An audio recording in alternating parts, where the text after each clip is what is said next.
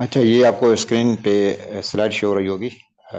Corner detect iris corner detector की। ठीक है।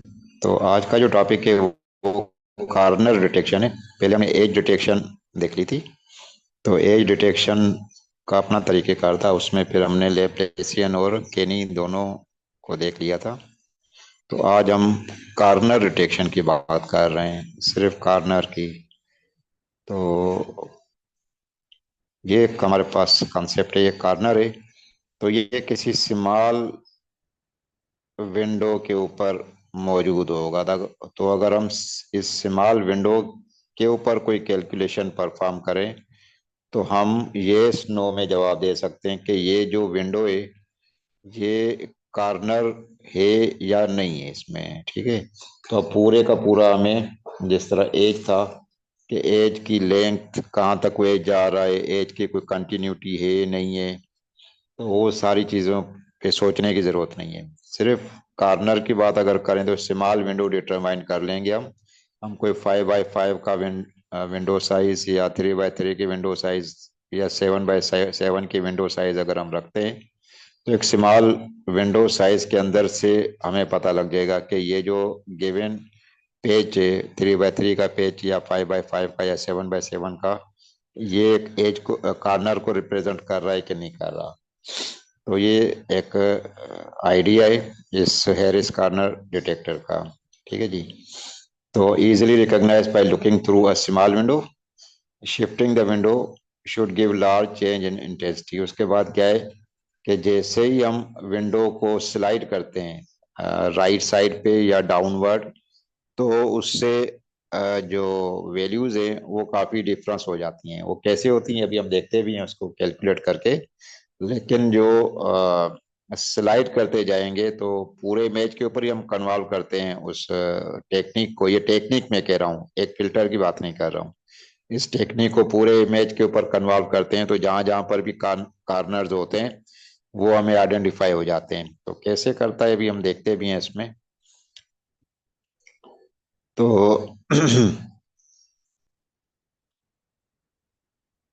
अच्छा जी, एक मिनट, स्टूडेंट कोई आए, मैं उनको इन करवा दूं।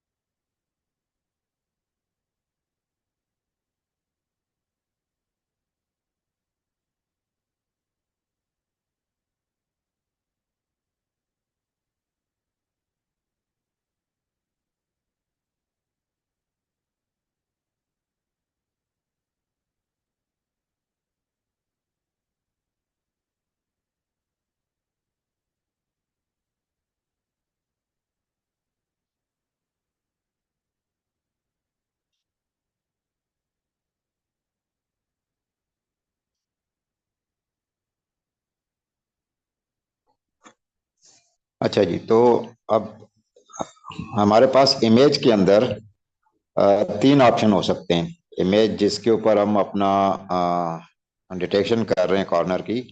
तो अगर तो हमारी विंडो जो है एक ऐसे एरिया के ऊपर है जो ना एज को रिप्रेजेंट करता है ना कॉर्नर को, तो वो फ्लैट रीजन कहलाता है हमारे पास। ठीक है जी। तो हायरेस्ट कॉर्नर के अंदर एक टर्म होगी फ्लैट रीजन, और दूसरा है कि वो जो विंडो है हमारी 3x3 5x5 या 7x7 की, वो एक ऐसे रीजन के ऊपर कन्वॉल्व कर रही है जो कि एज हो सकता है। ठीक है, जिस तरह ये आपको नजर आ रहा है यहाँ पर, तो इसको हम कहेंगे एज। ठीक है। और फिर एक और ऑप्शन हो सकता है कि वो विंडो एक कार्नर के ऊपर कन्वॉल्व कर रही हो, तो उसको हम कार्नर कहेंगे। ठीक है जी। तो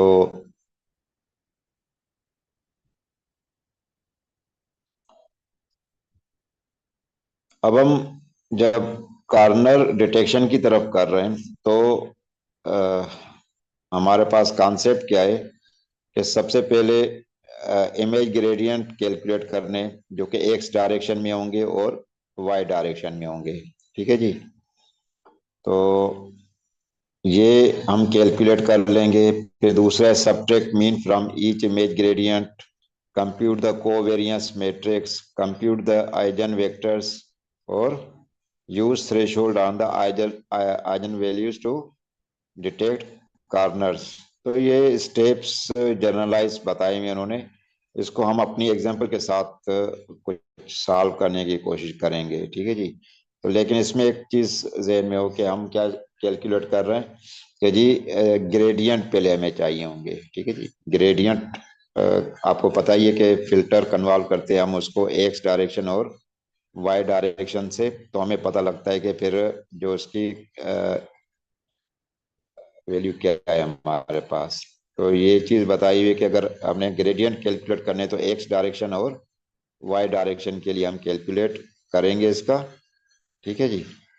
और ये थोड़ी सी इंट्यूशन बताई हुई है, हम इसको स्किप करके थोड़ा सा डायरेक्ट एग्जांपल की तरफ जाते हैं, फिर वापस स्लाइड की तरफ आते हैं। अच्छा जी, ये वही वाला इमेज है जो मैंने आपके साथ असाइनमेंट में शेयर किया हुआ था, और ये रीसाइज अभी नहीं किया मैंने। तो ये जो लाइनें नजर आ रही हैं इस पे पिक्सल वैल्यू जीरो है, क्योंकि जो जीरो रिप्रेजेंट ब्लैक कलर। और अगर वो इमेज आपको याद हो तो जो लाइंस बनी हुई है, वो जो स्क्वायर है और ट्राइंगल है, तो वो ब्लैक में बने हुए, और बैकग्राउंड जो है वो वाइट में है। तो ये बैकग्राउंड जो है इसकी 255 वैल्यू है। इसको अगर आप देखना भी चाहें तो ये भी आपको नजर आ सकता है। तो ये ऊपर 255 वैल्यूज लिखी हुई है, और अंदर जो हमारे पास एजेस हैं या जो लाइनें हैं वो जीरो से रिप्रेजेंटेड हैं। तो ये वही वाला इमेज है। तो इसमें देखें कि ये वाला जो रीजन है, जिस तरह ये, इसको मैं सिलेक्ट भी कर देता हूँ, यहाँ पर एक एज नजर आ रहा है। ठीक है जी। क्योंकि ये जीरो कोने पे, उसके ऊपर भी 255 है, उसके डायगनल भी 255 है, उसके लेफ्ट पे भी 255 है। तो ये एक मेरे पास एज रिप्रेजेंट कर रहा है, सॉरी कार्नर। इसी तरीके से ये वाला भी मेरे पास क्या है जी, एक कार्नर को रिप्रेजेंट कर रहा है। तो अब हमारे पास इमेज जो है, अब वो तो डेफिनेटली पूरे इमेज से वो स्टार्ट करेगा कन्वॉल्व करना। अगर हम अपना विंडो का साइज 5x5 कर रहे हैं, अगर 5x5 की विंडो है, तो वो 5x5 की विंडो चूज करेगा और वहां पर अपनी कैलकुलेशन परफॉर्म करेगा और जवाब बताएगा कि यहाँ पर कोई एज है या कार्नर है या नहीं है। फिर विंडो को आगे स्लाइड करता जाएगा, ये स्लाइड करते करते पूरे इमेज के ऊपर कन्वॉल्व करेगा। ठीक है जी। लेकिन हम एक पार्टिकुलर रीजन के ऊपर से हम कैलकुलेशन परफॉर्म करेंगे, तब हमें समझ आएगा कि जी काम कैसे करता है। ठीक है जी। लेकिन हमें ये अंदाजा होना चाहिए कि ये पूरे इमेज पे ही कन्वॉल्व करता है, और फिर वहां से वो सारी कैलकुलेशन परफॉर्म करता है। तो अभी हम आ जाते हैं अपनी एक एग्जांपल के ऊपर। तो ये मेरे पास एक मैंने स्मॉल पेज लिया हुआ है एक इमेज का। ठीक है जी। ये इमेज का एक स्मॉल पेज है, 1 2 3 4 5, 1 2 3 4 5, 5x5 का मैंने पेज उठाया हुआ है। और उसके ऊपर में जो विंडो का साइज बनाया हुआ है, दैट इज 3x3। ठीक है। इस 3x3 की विंडो के अंदर मैं डिटरमाइन करना चाहता हूँ कि क्या ये जो रीजन है ये फ्लैट रीजन है, एज रीजन है, या कॉर्नर रीजन है। ये जो विंडो साइज 3x3 मैंने रखा हुआ है, मैंने बताया कि आप इसको 3x3 भी कर सकते हैं और 5x5 भी कर सकते हैं, या 7x7। लेकिन इस वक्त 3x3 हम क्यों कर रहे हैं, क्योंकि जो हमारे पास जो एक्स डायरेक्शन का फिल्टर है और जो वाई डायरेक्शन का फिल्टर है वो 3 लेंथ का है। ठीक है। और ये 1D फिल्टर है, 2D हमने नहीं बनाया इसको, ये 1D है। तो पहले जो इसकी होगी एक्स डायरेक्शन या वाई डायरेक्शन, जिसको भी पहले कैलकुलेट करें आप, वो आप कर सकते हैं। तो वो कैलकुलेशन पहले आपकी हो जाएगी वन डायरेक्शन में, रो वाइज या कॉलम वाइज, जैसे भी कर सकते हैं, लेकिन ये फिल्टर है हमारे पास, ठीक है जी। तो इस फिल्टर से सिर्फ हमने ग्रेडियंट कैलकुलेट करने हैं। तो इसका फार्मूला आपको पता ही है कि क्या करना होता है जी। ये अगर हम इस जगह पर कैलकुलेशन कर रहे हैं, तो इस फिल्टर को, ये वाला फिल्टर जो है -1, इसके 1 के साथ मल्टीप्लाई होगा, फिर +0, इस 0 के साथ मल्टीप्लाई होगा, +1 इस 5 के साथ मल्टीप्लाई होगा। तो इसका जो जवाब आता है, अब ये मैं दिखा भी देता हूँ इसका फार्मूला, अगर आपको नजर आ रहा है। मुझे नहीं पता कि आपके मोबाइल पे आपको ये नजर आ रहा है कि नहीं आ रहा। लेकिन अगर लैपटॉप से आप या कंप्यूटर से आप इसको देख रहे हैं, तो फिर ये चीज़ क्लियर नजर आएगी कि जब मैंने इस जगह पर कैलकुलेशन किए, तो ये देखें कि एक जो सेल पहले से कैलकुलेशन स्टार्ट किए, क्योंकि इसमें हमने पेडिंग वाला कॉन्सेप्ट कर रहे हैं। हमें जो इमेज का साइज है वो सेम साइज चाहिए होता है। तो हम एक रो पीछे से चल रहे हैं, एक कॉलम पीछे से चल रहे हैं, ठीक है। और उसको हम पहले वाली वैल्यू के साथ मल्टीप्लाई कर रहे हैं। ये लिखा हुआ है D3 × J2। तो J2 तो ये है और D3 ये, हालांकि इसके अंदर कोई वैल्यू अभी नहीं है मेरे पास, ठीक है जी। लेकिन ये आ गई इसकी, ठीक है जी। अच्छा, वैल्यू ए भी सही इसमें। अभी हम थोड़ा सा और देख लेते हैं इसको। हमारे पास ओरिजिनल रीजन ये है, तो ये एक्स्ट्रा हमारे पास इमेज का पार्ट है हमारे पास। इसको आप पेडिंग भी समझ सकते हैं। तो एक्चुअली इसके ऊपर कैलकुलेशन होनी है, ठीक है जी। इसके ऊपर कैलकुलेशन कैसे होगी कि जी, ये जो पहले वाली वैल्यू फिल्टर की -1 टाइम्स 1, 0 टाइम्स 0 और 1 टाइम्स 5, इन सबको फिर सम करेंगे तो जवाब आ जाएगा 4। तो यहाँ पर 4 कैलकुलेटेड है। इसी तरीके से आप इस फिल्टर को स्लाइड करेंगे राइट साइड पर। तो जब ये स्लाइड हो जाएगा, तो फिर अब क्या हो जाएगा, -1 मल्टीप्लाई होगा 0 के साथ, 0 मल्टीप्लाई होगा 5 के साथ, और 1 मल्टीप्लाई होगा 7 के साथ।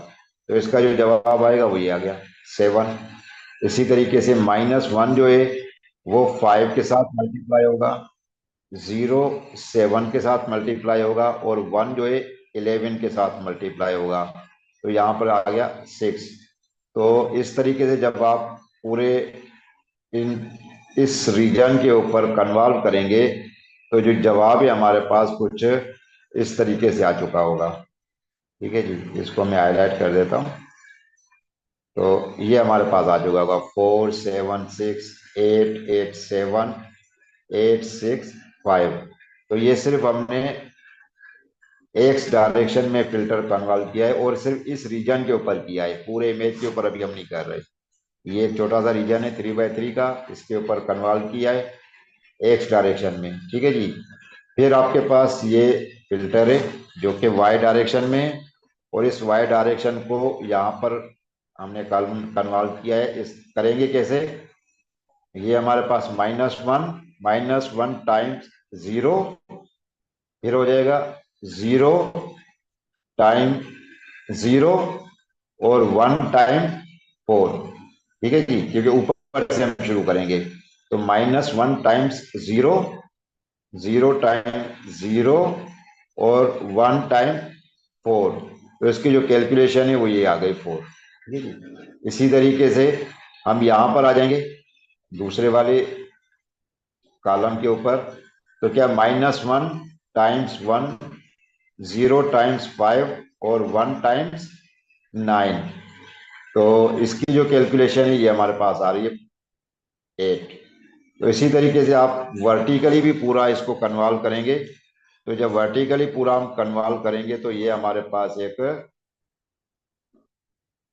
जो वाई डायरेक्शन की कैलकुलेशन आ जाएगी। इसमें जो जवाब आ रहा है वो है 4 8 8 8 6 7 6 6 4। ये इस वाई या जो ये वाला फिल्टर है हमारे पास, इससे जब हमने कैलकुलेशन किए तो ये जवाब आया है। हम बाकी वाले जो आउटसाइड के जो पिक्सल्स हैं या उसकी जो वैल्यूज हैं उसको हम कंसीडर अभी नहीं कर रहे, क्योंकि हमने एक जो रीजन या जो विंडो साइज चूज किया हुआ है वो 3x3 का किया हुआ है। तो इसे जो आउटर की वैल्यूज हैं वो हमारे कंसर्न नहीं है, ठीक है। लेकिन मैंने ये कैलकुलेशन पूरी इस पे की हुई भी है, तो हमें उससे कंसर्न बहरहाल नहीं है। हमने सिर्फ यहीं तक रोका हुआ है अपने आप को। तो ये रीजन आ गया। ये पहले वाला स्टेप हमने कर दिया कि जी आप ग्रेडियंट कैलकुलेट करेंगे, ठीक है जी, ग्रेडियंट कैलकुलेट करना है सिर्फ, ठीक है। तो यहाँ पर मैं लिख देता हूँ स्टेप 1 में ग्रेडियंट कैलकुलेट एक्स और वाई डायरेक्शन में। ये पहला स्टेप हो गया। उसके बाद नंबर 2 में आपने क्या करना है, ठीक है। नंबर 2 में आपने ये करना है कि ये जो आपके पास वैल्यूज हैं ये वाली, ठीक है, इसको आपने क्या करना है, सम ऑफ स्क्वायर एक्स, जो भी आपने एक्स डायरेक्शन के लिए कैलकुलेट किया है उसको आपने सम ऑफ स्क्वायर करना है, सम ऑफ स्क्वायर ऑफ एक्स, ये भी लिख दिया है मैंने, ठीक है। तो 4 का स्क्वायर 16 आ जाएगा, 7 का स्क्वायर 49 आ जाएगा, 6 का स्क्वायर 36 आ जाएगा, 8 का स्क्वायर 64, 64 49 64 36 25। तो इस तरीके से आप पहले सबके स्क्वायर कैलकुलेट करेंगे और फिर इन सबको सम कर लेंगे। तो यहाँ पर मैंने एक्सेल के अंदर एक फंक्शन यूज किया हुआ है सम स्क्वायर का, SUM SQ, ठीक है। इसको मैंने पूरा ये रीजन प्रोवाइड कर दिया है, तो उसने खुद ही कैलकुलेट करके ये वैल्यू दे दी। आप इसको अगर आप अपने कैलकुलेटर से कैलकुलेट करेंगे टाइम तो थोड़ा लग जाएगा, लेकिन ये जवाब आ जाएगा इसका। तो 403 जो है ये सम ऑफ स्क्वायर आ गया है एक्स डायरेक्शन का। इसी तरीके से आप सम ऑफ स्क्वायर लेंगे, सम ऑफ स्क्वायर जो कि आपने वाई डायरेक्शन में निकाला था, तो उसका सम ऑफ स्क्वायर ये आ गया है 381, ठीक है जी। यहां तक कोई सवाल हो आपका तो पूछ सकते हैं, ये ना कि फिर आप कहें कि सर वो आखिर में सवाल करेंगे और चीजें फिर आपके दिमाग से निकल जाए। कोई सवाल है तो आप पूछ सकते हैं पहले यहाँ पर। अच्छा जी।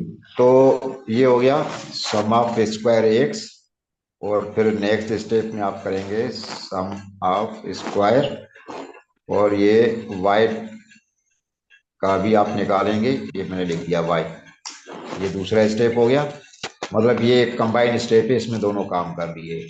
फिर आपने क्या कर देना है कि इन दोनों पेचिस का डॉट प्रोडक्ट करना है। 4 into 4, 7 into 8, 6 into 8, 8 into 8, 8 into 6, 7 into 7, 8 into 6, 6 into 6, 5 into 4, ठीक है। तो इसको क्या करना है आपने डॉट प्रोडक्ट करनी है, ठीक है। या फिर आप कर सकते हैं पहले प्रोडक्ट करें एलिमेंट वाइज,